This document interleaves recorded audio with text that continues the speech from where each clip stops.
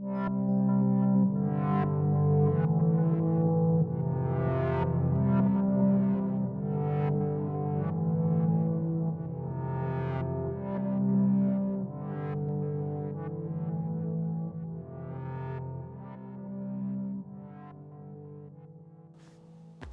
vida en los Andes nos regala aire fresco, tradición, naturaleza y sobre todo paisajes magníficos.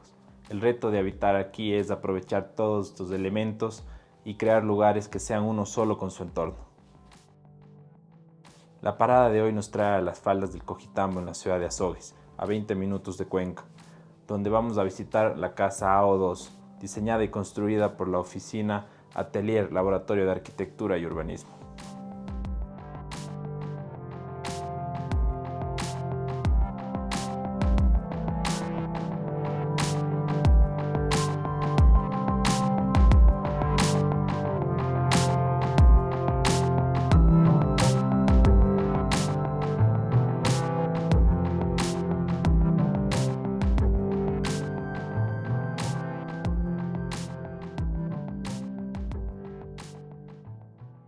Esta es la casa AO2, luego vamos a descubrir por qué es la 2 y no la 1. Fue construida en el 2019 y tiene 180 metros cuadrados. Se emplaza en un solo nivel, es decir, tiene una sola planta y los materiales predominantes son el ladrillo, la madera, el vidrio y la estructura metálica.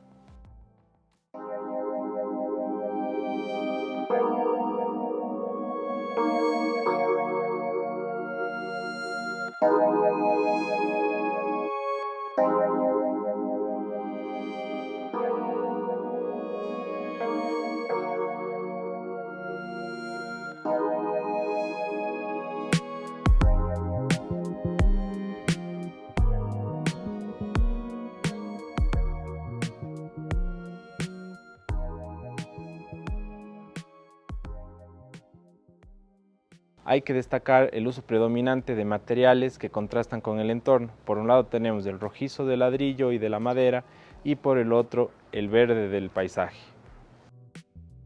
Los detalles y unión del ladrillo que se utiliza es el tradicional, aunque para los remates se utiliza otro tipo de aparejo. De igual forma se utilizan detalles de hormigón como goterones que le dan fluidez y continuidad a los paños grandes de vidrio.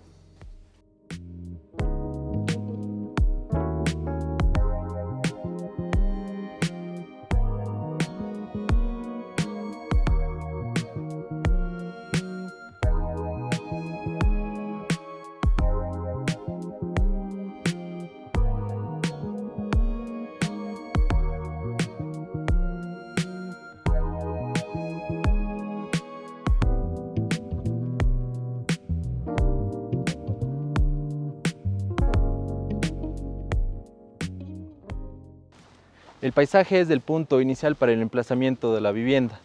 Está estratégicamente localizado para disfrutar de una vista de 360 grados de los puntos más importantes del sector.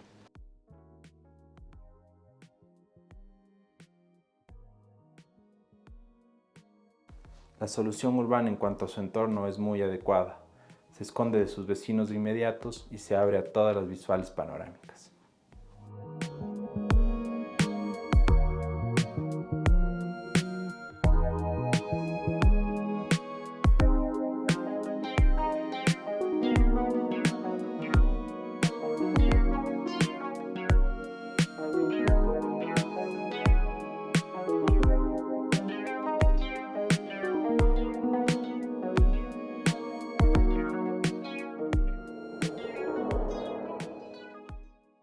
Estamos en el interior de la casa AO2 donde se pueden diferenciar tres zonas. La zona de servicio que tiene cocina, lavandería y una sala de juegos. Esta zona central que es una circulación y en la zona de la derecha se puede observar la sala, el comedor y la zona de descanso.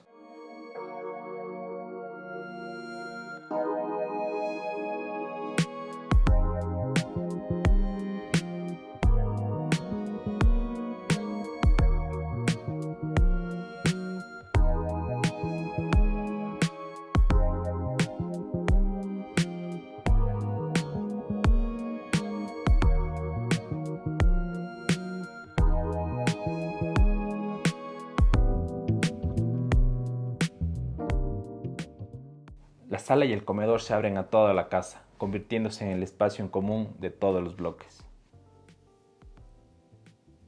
Se han pensado todos los detalles como muebles, pisos, texturas para aprovechar cada rincón. Así se han dejado pozos de luz para mantener iluminada y caliente la vivienda.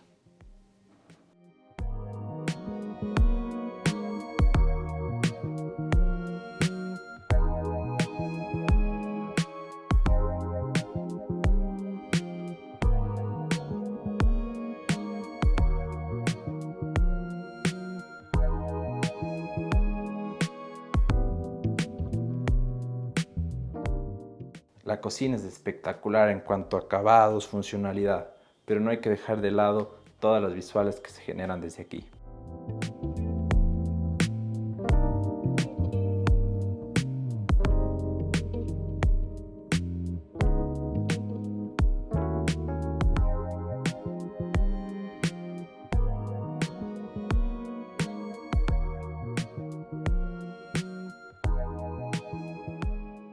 La sala de reuniones ubicada en el bloque de servicios se complementa con el patio frontal para crear un solo espacio.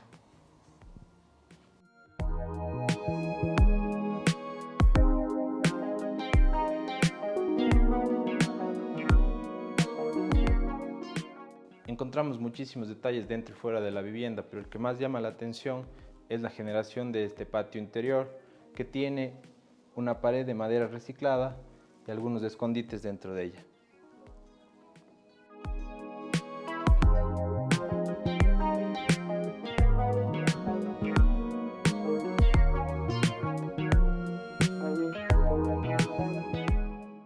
Estamos con uno de los arquitectos de la casa A2.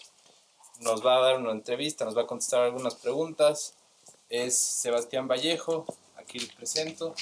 Estamos del mismo color, pero no fue coincidencial, no fue pactado. No fue pactado. Esta es la primera entrevista, entonces por eso es un poquito más de información, Sí, claro. más variada. Entonces, cuéntanos qué es Atelier. Bueno, Atelier es una oficina que hemos constituido junto a 2 socios más. Todos somos arquitectos, pero hemos tenido diferentes experiencias, yo creo, en el ámbito de la arquitectura. Atelier como concepto tiene inclusive en su nombre como Laboratorio de Arquitectura y Urbanismo. Te debo confesar que un poco el nombre de laboratorio nos ha traído ciertos problemas e inconvenientes en el entendimiento de la gente, porque a veces se vincula con la academia.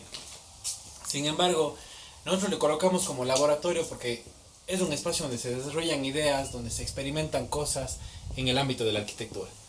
Entonces es un espacio de un trabajo conjunto, justamente con los socios siempre conversamos de que nuestra oficina es, cuando entra un proyecto es como estar en un examen, ¿no? En un esquicio que se le conoce en el tema de la academia, en el que todos aportamos nuestras ideas, hacemos una especie de lluvia de ideas, justamente le llamamos, y recuperamos las cosas de cada una y bueno, siempre termina siendo una de las tres la que tiene más fuerza y por la que finalmente entre los tres nos inclinamos y la desarrollamos.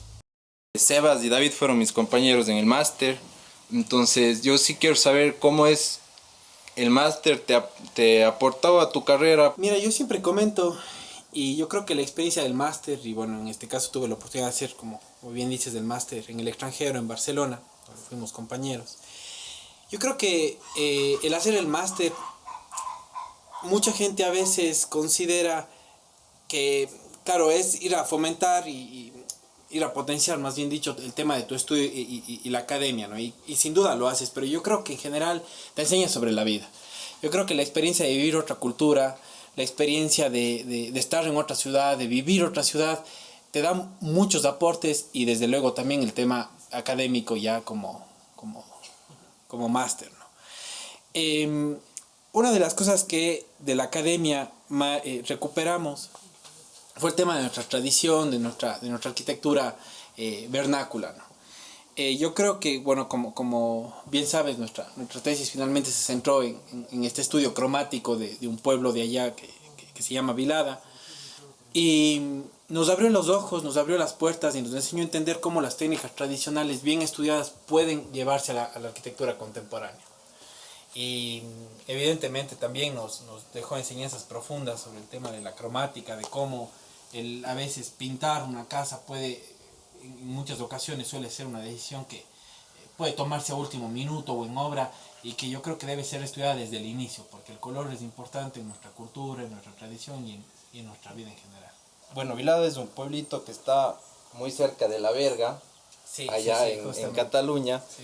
y que está, ¿cuánto? Unas 2 horas de Barcelona, Sí, más o unas menos. 2 horas de Barcelona. Donde la tesis fue enfocada en hacer un estudio y un cambio cromático al contexto de todo el pueblo de Vilada, ¿no? Sí, sí, sí, justamente fue un estudio que hicimos analizando la arquitectura desde su origen en el pueblo y cómo las distintas tipologías de la arquitectura nos iban arrojando distintos resultados. Entonces fue interesante porque finalmente terminamos con una paleta cromática que debo además decir que se trabajó con la dirección conjunta y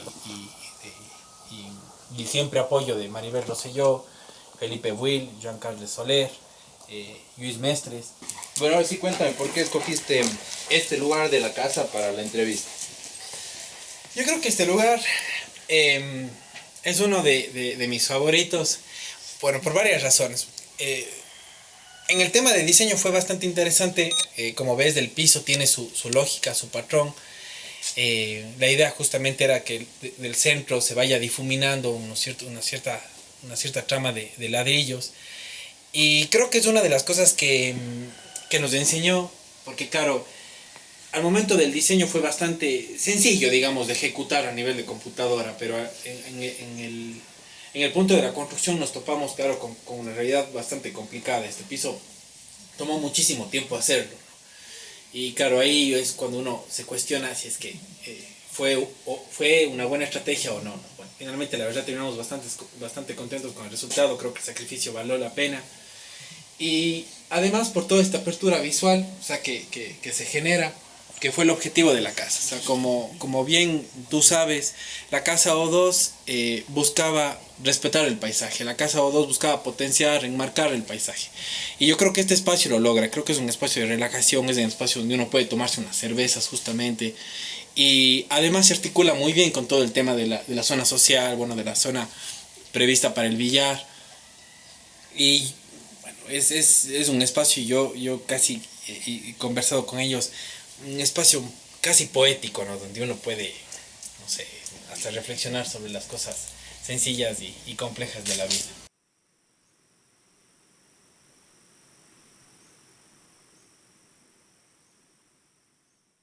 Justo hablábamos antes con Sebas y con David.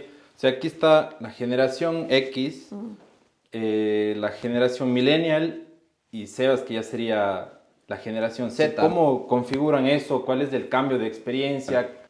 A ver, yo creo que, en primer lugar yo tuve la oportunidad de conocerlos a ellos como alumnos, entonces es así como darte cuenta que son personas súper capaces y que van a sumar un montón. Entonces, la primera vez que trabajamos era por algún proyecto que me había salido a mí y mientras hacíamos el proyecto yo me di cuenta que eran las personas con las que sería ideal trabajar, o sea, porque además que son personas con las que te llevas muy bien, con las que puedes conversar y platicar, o sea, igual que te ríes y estás conversando de algo súper serio en el mismo tiempo y lo haces bien. Entonces, yo no he sentido tanto una diferencia generacional, me da la impresión de que fluye, o sea, en nuestro campo fluye, luego tienen una formación con una estructura teórica, una forma de ver la arquitectura que es similar a la mía. Creemos mucho en la idea de la arquitectura como un oficio, no una cosa que se improvisa o que está muy cercana al espectáculo, sino más bien entenderle la arquitectura como una cuestión de personas. Bueno, en parte de tu experiencia, trabajaste en el municipio de Cuenca, en Fundación El Barranco. ¿Qué aprendiste ahí y cuál es la enseñanza que trajiste a Atelier? Muy bien. Bueno, sí, yo la verdad he tenido la suerte de para mi forma de ver, estar en los lugares correctos, en los momentos correctos. Yo no podría hablar de mi experiencia sin hablar de la figura del Boris Albornoz. O sea, primero, cuando estuve en la carrera de arquitectura, él es el profesor que viene y nos habla de teoría de la arquitectura y que nos cuenta que hay que leer cosas de lo contemporáneo, pero desde una perspectiva en la que te alejas de lo contemporáneo y entiendes lo que está pasando. Entonces yo hago mi tesis con el Boris y el Boris me llama a trabajar en la Fundación El Barranco y creo que esa fue la experiencia de mi vida. O sea, de pronto una recién graduada de 24 años le dicen trabaja en la Plaza de la Merced, trabaja en la Plaza del Vergel, en el Mercado 9 de Octubre. Me da a mí la impresión de que fue mi mejor escuela. Y entre otras muchas cosas que yo aprendo en la Fundación El Barranco es a trabajar en equipo. Porque si algo hacía el Boris es enseñarnos que hay que trabajar en equipo, él respetaba las opiniones de todos. O sea, la verdad, una linda experiencia. Bueno, ¿por qué escogiste la cocina como lugar de intervención ahora, ¿no? Perfecto, para que sí. conversemos. Justo ahora que tú nos preguntabas dónde les gustaría estar, yo dije en la cocina.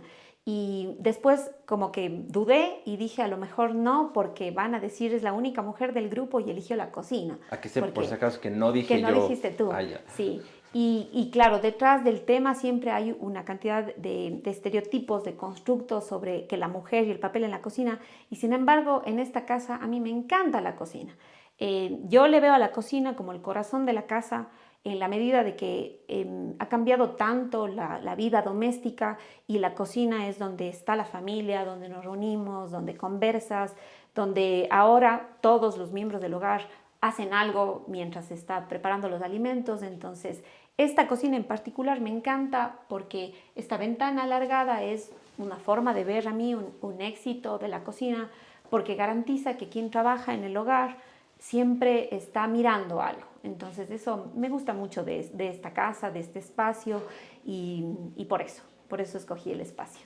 Hiciste el doctorado, la tesis del doctorado sobre vivienda social. ¿Cómo ves la realidad aquí en el país? Bueno, mira, el tema de la vivienda, hace un rato lo platicábamos, es un tema de difícil resolución.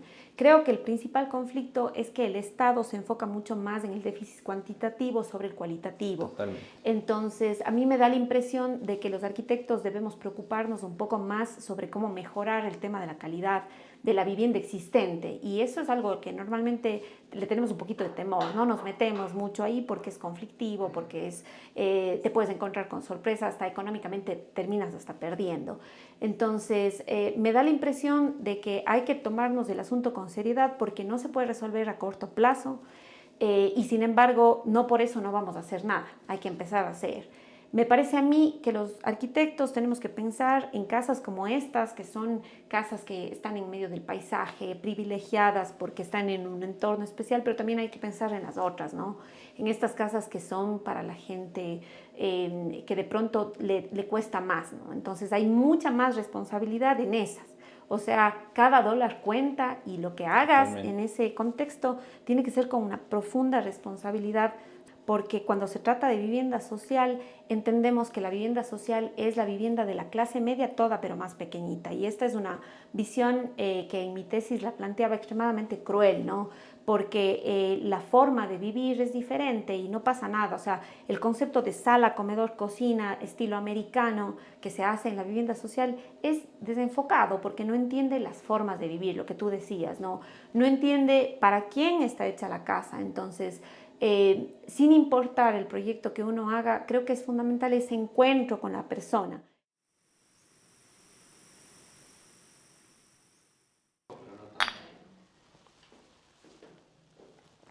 Estamos con David, el tercer integrante de Atelier, que le dejamos al último para que nos pueda contar un poquito más de cosas personales sobre la casa, porque aparte de haber contribuido en el diseño, es el habitante de la casa, ¿no? Como a todos, exacto. Cuéntame, ¿cuál es tu aporte en Atelier? Bueno, el aporte de Atelier, creo que el fuerte justo del grupo es que somos 3 personas distintas y creo que el aporte de cada uno, a más de lo que ya dijeron mis compañeros, es que tenemos puntos de vista distintos, tenemos ideas que no siempre van hacia el mismo punto. O sea, la verdad tendemos a divergir bastante de lo que piensa el uno del otro. Entonces, el aporte mío fundamental creo que es justamente ser un miembro más de la oficina, tener una mentalidad distinta y tener la apertura dentro de la oficina para decir lo que pensamos y contrastar ideas y salir adelante con las mejores cosas. Esta es la casa AO2, La casa O2. por Araujo Ortiz, Araujo ¿no? Ortiz. Ya sabía yo eso. Pero, ¿por qué es la número 2? A ver, la casa es la número 2 porque el plan original era una casa totalmente distinta en otro punto del mismo terreno.